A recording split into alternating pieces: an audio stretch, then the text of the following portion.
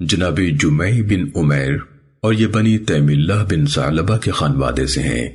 کہتے ہیں کہ میں اپنی والدہ اور خالہ کے ساتھ حضرت عائشہ رضی اللہ تعالیٰ عنہ کے یہاں آیا تھا۔ ان دونوں میں سے ایک نے ان سے پوچھا کہ غسل میں آپ لوگ کیسے کرتے تھے؟ تو حضرت عائشہ رضی اللہ تعالیٰ عنہ نے کہا، نبی صلی اللہ علیہ وسلم پہلے نماز کے وضو کی طرح کا وضو کرتے، پھر اپنے سر پر 3 بار پانی ڈالتے تھے، مگر ہم اپنی چوٹیوں کی وجہ سے 5 بار ڈالتی تھیں۔ سننے ابو داود حدیث نمبر 241۔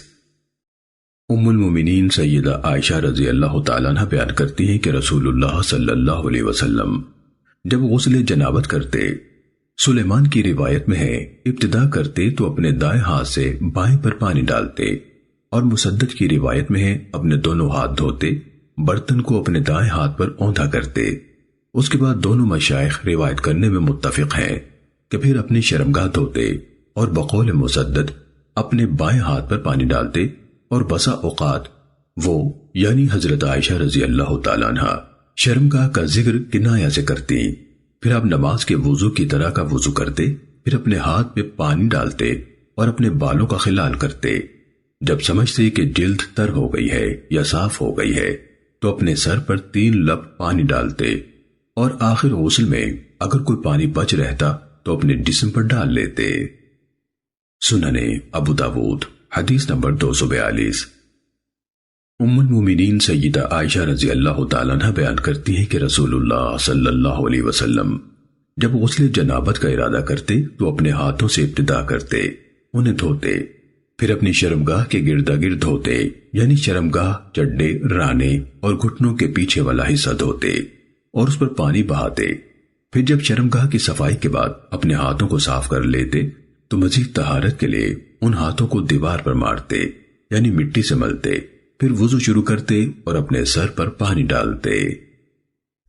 سننے ابو داود حدیث نمبر 243۔ ام المومنین سیدہ عائشہ رضی اللہ تعالیٰ عنہ نے کہا، اگر چاہو تو میں تمہیں رسول اللہ صلی اللہ علیہ وسلم کے دیوار پر ہاتھ مارنے کے نشان دکھا سکتی ہوں جہاں کہ آپ غسل جنابت کیا کرتے تھے۔ سننے ابو داود حدیث نمبر 244۔ ام المومنین سیدہ میمونہ رضی اللہ تعالیٰ عنہ نے بیان کیا کہ میں نے رسول اللہ صلی اللہ علیہ وسلم کے لیے غسل کا پانی رکھا۔ آپ غسل جنابت کرنا چاہتے تھے۔ آپ نے برتن کو اپنے دائیں ہاتھ پر اوندا کیا اور اسے 2 یا 3 بار دھویا، پھر اپنی شرمگاہ پر پانی ڈالا اور بائیں ہاتھ سے اسے دھویا، پھر اپنا ہاتھ زمین پر مارا اور اسے دھویا، پھر کلی کی اور ناک میں پانی ڈالا، اپنا چہرہ اور ہاتھ دھوئے، پھر اپنے سر اور جسم پر پانی ڈالا، پھر آپ ایک طرف ہو گئے اور اپنے پاؤں دھوئے، پھر میں نے آپ کو رومال دیا مگر آپ نے نہیں لیا اور جسم سے پانی جھاڑنے لگے۔ اعمش کہتے ہیں میں نے یہ بات ابراہیم نخعی سے ذکر کی کہ غسل کے بعد جسم پوچھا جائے یا نہیں، تو انہوں نے کہا صحابہ اس میں کوئی حرج نہیں سمجھتے تھے لیکن عادت بنا لینے کو برا جانتے تھے۔ امام ابو داود رحمہ اللہ نے کہا، مسدد کہتے ہیں کہ میں نے عبداللہ بن داود سے کہا کہ صحابہ کرام غسل کے بعد کپڑے سے جسم خشک کرنے کو بطور عادت مکروہ جانتے تھے۔ کہا ایسے ہی ہے لیکن میں نے اپنی کتاب میں اسے اس طرح پایا ہے۔ سننے ابو داود حدیث نمبر 245۔ جناب شعبہ ابو عبداللہ بن دینار مولا ابن عباس بیان کرتے ہیں کہ حضرت ابن عباس رضی اللہ تعالیٰ عنہما جب غسل جنابت کرتے تو اپنے دائیں ہاتھ سے بائیں پر 7 بار پانی ڈالتے، پھر اپنی شرمگاہ دھوتے۔ ایک دفعہ وہ بھول گئے کہ کتنی بار پانی ڈالا ہے تو مجھ سے پوچھنے لگے کہ میں نے کتنی بار پانی ڈالا ہے۔ میں نے کہا مجھے معلوم نہیں۔ کہا نہ رہے تیری ماں، جاننے سے تجھے کیا مانے ہوا؟ پھر وضو کیا جیسے کہ نماز کے لیے ہوتا ہے، پھر اپنے جسم پر پانی ڈالتے اور کہتے کہ رسول اللہ صلی اللہ علیہ وسلم اسی طرح سے طہارت حاصل کیا کرتے تھے۔ سننے ابو داود حدیث نمبر 246۔ سیدنا عبداللہ بن عمر رضی اللہ تعالیٰ عنہ کہتے ہیں کہ شروع میں نماز 50 اور غسل جنابت 7 بار تھا۔ اسی طرح وہ کپڑا جسے پیشاب لگ جاتا اس کا دھونا بھی 7 بار تھا۔ تو رسول اللہ صلی اللہ علیہ وسلم اس بارے میں تخفیف کا سوال برابر کرتے رہے۔ حتیٰ کہ نمازوں کو 5 اور غسل جنابت اور پیشاب لگے کپڑے کا دھونا ایک بار کر دیا گیا۔ سننے ابو داود حدیث نمبر 247۔